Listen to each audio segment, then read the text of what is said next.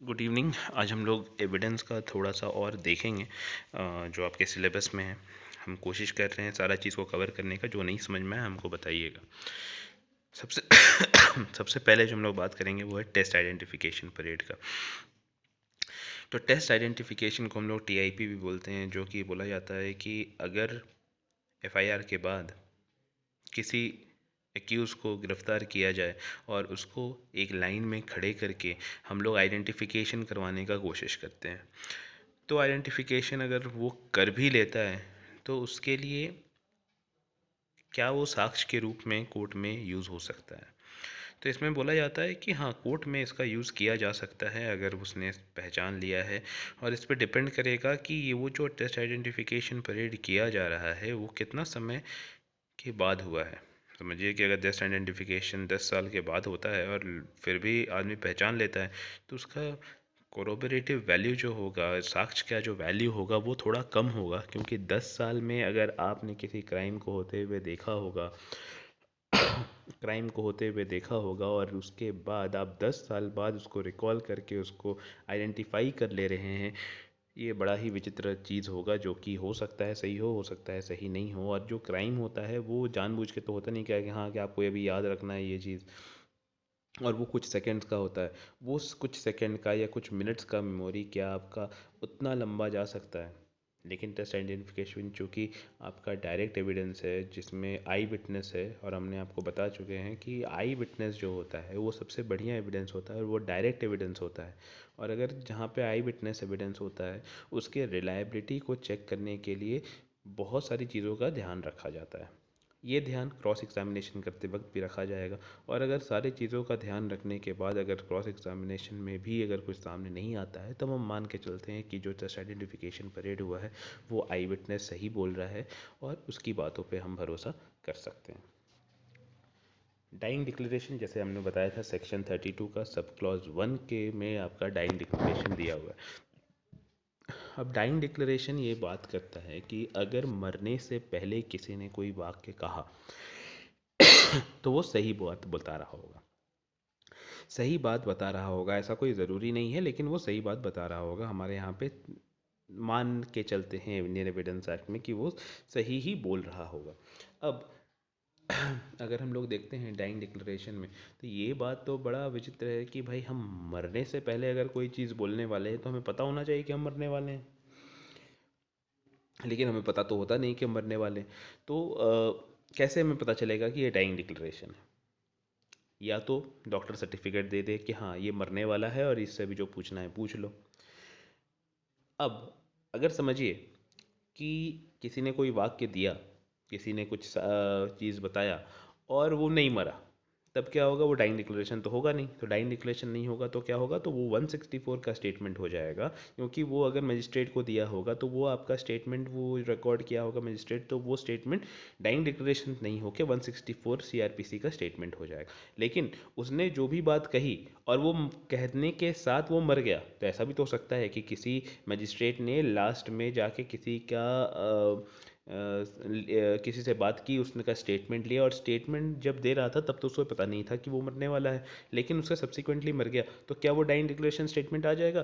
तो हाँ, वो डाइंग डिक्लेरेशन स्टेटमेंट आ जाएगा। इसका सबसे बढ़िया जो एग्जांपल है वो हमारा निर्भया केस है। 16 दिसंबर को जब वो उसके साथ वो हादसा हुआ था तब वो सफदरजंग अस्पताल में थी।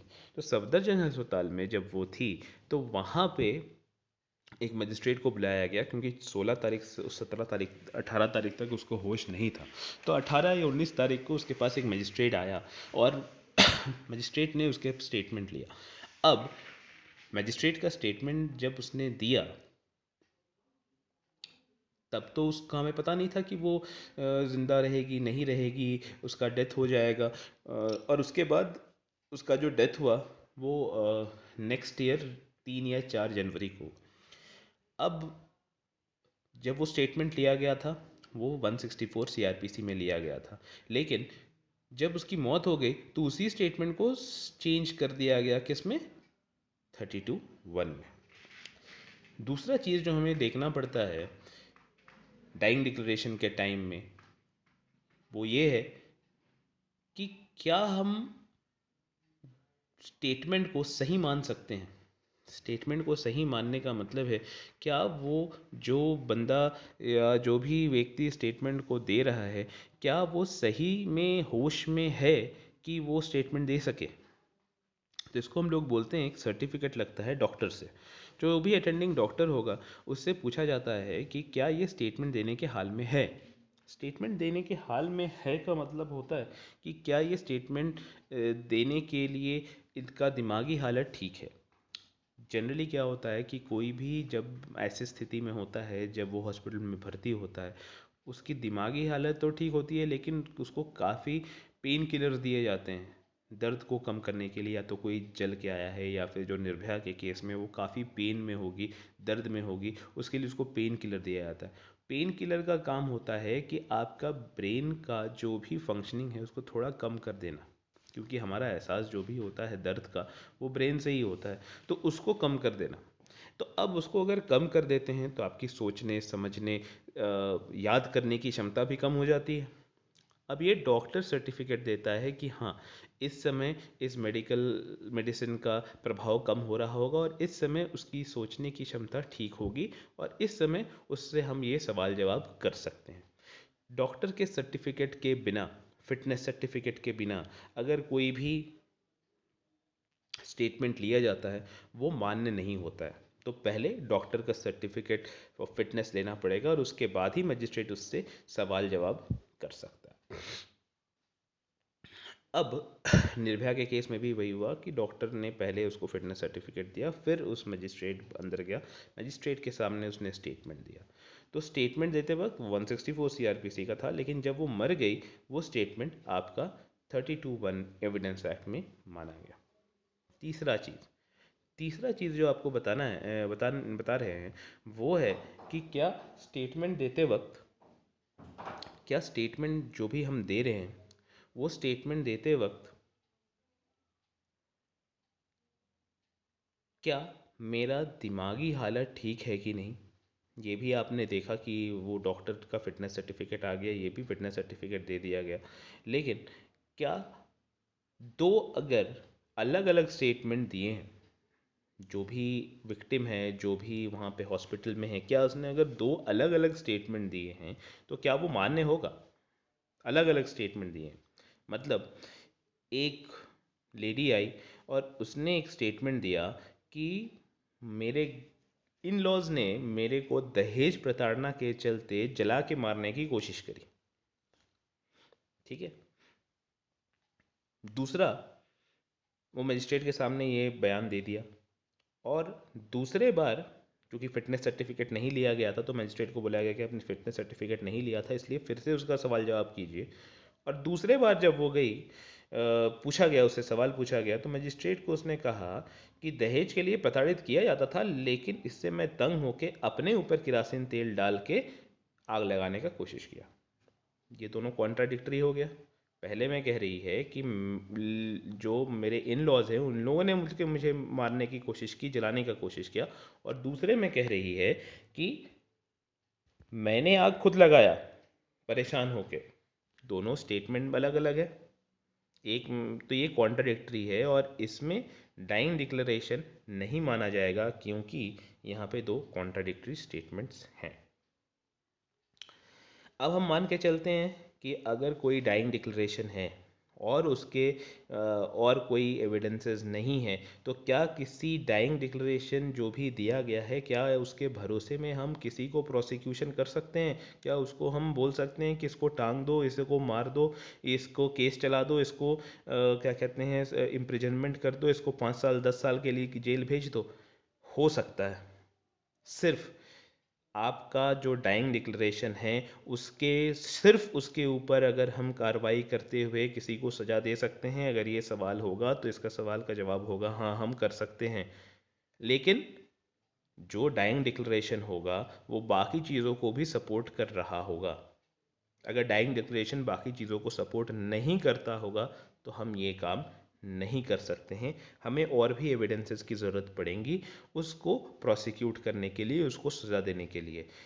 यहाँ पे अगर डाइंग डिक्लेरेशन के अलावा कुछ भी एविडेंसेस है जो कि उसके साथ दे रहा है, जो उसके खिलाफ नहीं है, उसमें हम मान के चलेंगे कि डाइंग डिक्लेरेशन बिल्कुल सही है और उसके वजह से हम किसी को भी प्रोसिक्यूट कर सकते हैं।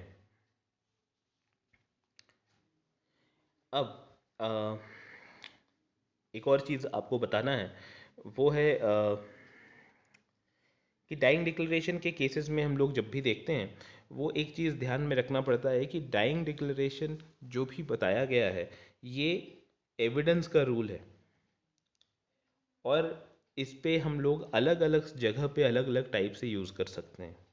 डाइंग डिक्लेरेशन अगर किसी का दिया गया है, समझिए कि किसी मजिस्ट्रेट को दिया गया, तो ये तो सबसे अच्छा कंडीशन हुआ ना कि क्या कहते हैं, हम मरने वाले हैं, किसी मजिस्ट्रेट को बुला लिया गया और मजिस्ट्रेट को हमने ये सवाल जवाब कर दिया और उसने रिकॉर्ड कर लिया, तो ये तो सबसे अच्छा माना गया है कि भाई क्या कहते हैं, आइडियल कंडीशन है कि आप मजिस्ट्रेट को स्टेटमेंट दे रहे हैं। लेकिन अगर आपने वो स्टेटमेंट मजिस्ट्रेट को नहीं दे के किसी पुलिस वाले को दिया, क्या वो उसको मान्य होगा? तो ये पहले तो ये लिखा हुआ है कि पुलिस वाले को कोई भी दिया हुआ बयान, कोई भी स्टेटमेंट दिया हुआ मान्य नहीं होगा, लेकिन वो एक्सेप्शन है डाइंग डिक्लेरेशन, क्योंकि मरते वक्त आपने जो भी स्टेटमेंट दिया पुलिस वाले को, वो भी मान्य होगा, डॉक्टर को दिया वो भी मान्य होगा, नर्स को दिया वो भी मान्य होगा, अगर अपने किसी रिलेटिव को दिया तो भी मान्य होगा, क्योंकि आप मरने वाले हैं और मरने से पहले कोई झूठ नहीं बोलता, ऐसा हमारा लॉ प्रिज्यूम करता है, मान के चलता है कि आप झूठ नहीं बोल रहे होंगे। अच्छा, एविडेंस एक्ट में डाइंग डिक्लेरेशन को बड़ा ऊपर उसका तर्ज दिया गया है, लेकिन क्यों डाइंग डिक्लेरेशन एक अच्छा एविडेंस नहीं होता है? क्योंकि इसमें हम उसको क्रॉस एग्जामिन नहीं कर सकते हैं, सामने वाला पार्टी उसको क्रॉस एग्जामिन नहीं कर सकता है, और क्रॉस एग्जामिनेशन होना जस्टिस के लिए बहुत ज़रूरी है। और अगर क्रॉस एग्जामिनेशन यहाँ पे अगर हमारा नहीं हो पा रहा है, तो कहीं ना कहीं ये संदेह रह जाता है। लेकिन ये संदेह को दूर करने के लिए लॉ ये प्रिज्यूम करता है कि मरता हुआ आदमी झूठ नहीं बोलता है, और झूठ नहीं बोल रहा होगा, इसलिए क्रॉस एग्जामिनेशन का मौका अगर नहीं भी मिलता है तो कोर्ट इस चीज़ को मान के चलता है कि मरता हुआ आदमी झूठ नहीं बोलता है, इसीलिए उसके एविडेंसेस पे भरोसा करता है, उसके स्टेटमेंट पे भरोसा करता है, और वो मान्य रहता है कोर्ट में, और उसके ऊपर किसी को भी सजा सिर्फ उसके स्टेटमेंट के आधार पे भी दिया जा सकता है। ठीक है, किसी भी व्यक्ति को सिर्फ डाइंग डिक्लेरेशन के आधार पे भी सजा दिया जा सकता है। ठीक है, तो डाइंग डिक्लेरेशन इम्पॉर्टेंट टॉपिक है, इसको बढ़िया से पढ़िएगा, अच्छे से एग्जाम्पल्स देखिएगा, और इसको अच्छा से लिखने का कोशिश कीजिएगा।